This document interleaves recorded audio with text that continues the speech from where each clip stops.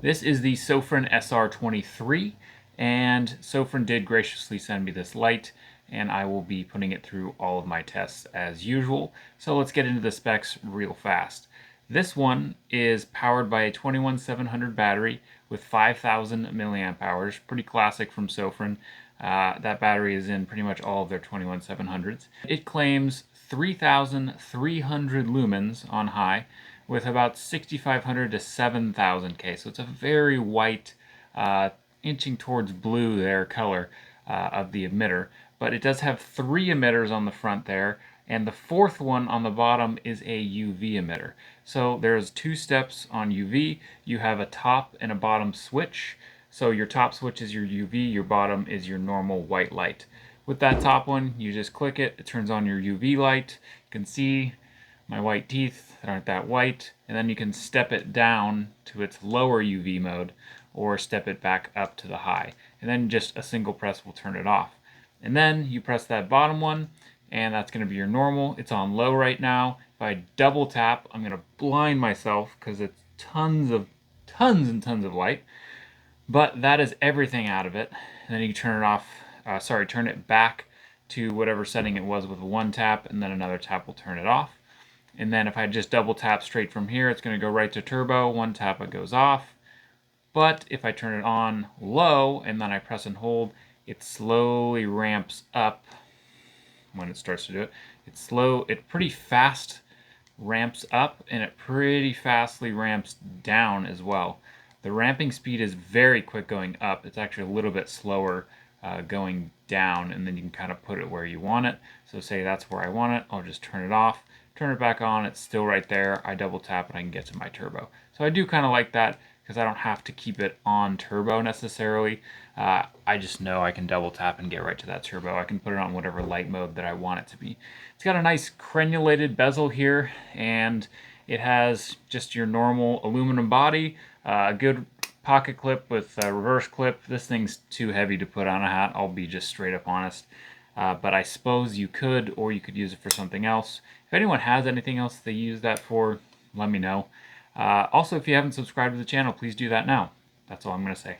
So, moving on, it has this rubber grip on the inside here, which is interesting. Not a lot of lights, pretty much none that I've ever seen have this. Kind of non-slip more, I guess, in the rain. I think they kind of market this to, runners or outdoors people. So I could see you using this camping or something in the rain, and that's great if you need it for that. But I don't know. I'm not sure about this rubberized grip. Let me know what you guys think about that too. It does have the magnetic tail on it, which is great. I do love when lights have that if they don't have a button on the back, because there's no other use for this other than that I found. So have a magnet or have a button. That's pretty much it. And it is USB-C rechargeable, as always. I'll throw out my charging data right here. I didn't get to do a a charge time on it, because the charger thing that I use does not fit inside here because it's so deep to get that charger in there. It just wouldn't fit, unfortunately. But I did get how many milliamp hours that it charged up to, and it wasn't quite to 5,000, but again, these can be hit or miss. It's just kind of a figure to give you guys so they're not just totally blatantly lying. It's not showing 3,000 or something instead of a 5,000. But those are the numbers that I got. And that's pretty much it with this light. It is a flutter. That is for sure a flutter. It's very floody.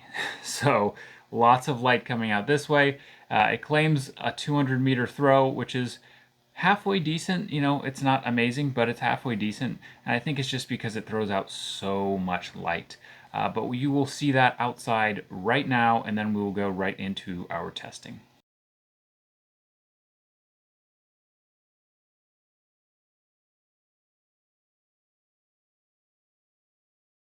All right, we've got the SR23 out here. Let's show off that super frickin' bright UV light, which is crazy.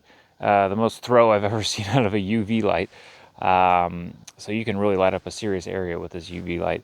This might be good for like crime scene investigators, people like that, or people are looking, they want to find pet stains or something.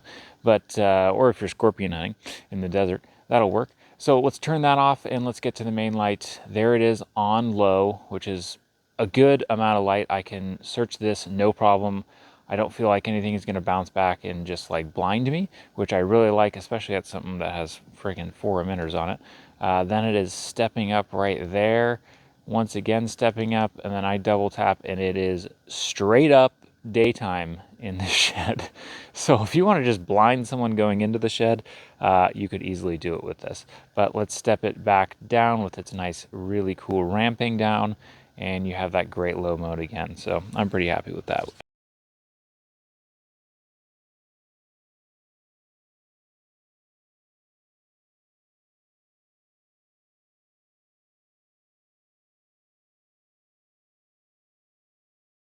All right, the SR23 is going to go in on low for 30 minutes. It is IPX8, so should be fine. Here we go.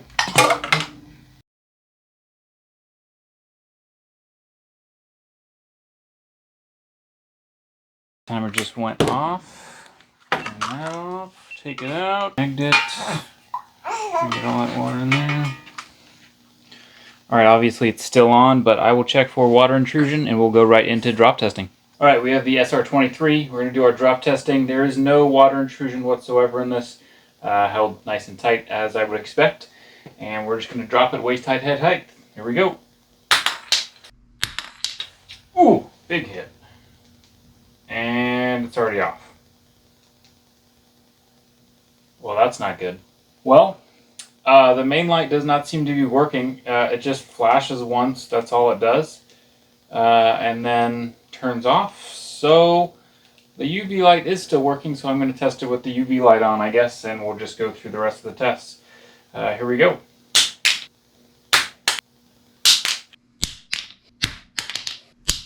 And that one turned the UV light off.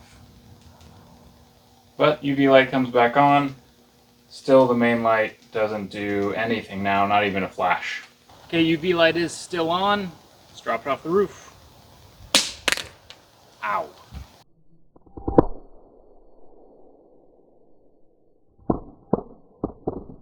Well, the SR23 is dead. It will be joining my flashlight graveyard, and that is unfortunate. I did like this light up until the very first drop it died. It's very, very hard for me as a reviewer to recommend something to my audience if it's going to die when you drop it first time. This is one of one, though. Keep that in mind.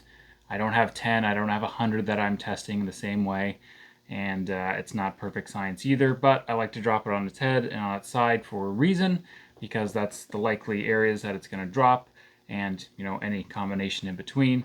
And straight to the head, it just died right away. Such a bummer. This flashlight does have a lot of good features, so Sofirn, if you can maybe beef up those internals a little bit, that would be awesome. I love the magnetic tail. The pocket clip is great. Nice deep carry possibilities there. I love the crenulated bezel. I think it looks really good.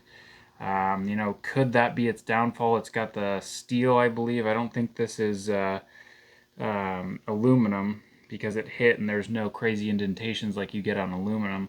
So maybe that's it. Maybe that's why it broke. It just didn't have any give in that head, but I'm not sure. But both of the lights do not work, the UV or the main lights, and that's a bummer. It's completely dead. UV did hold up past the main drops, but the big drop off the roof, it did die. Again, that's extreme, past what they would have it survive anyways, or have it rated for. But too bad.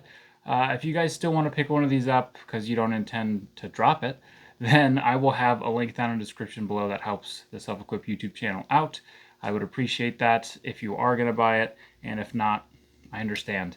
But that is all I have for you guys.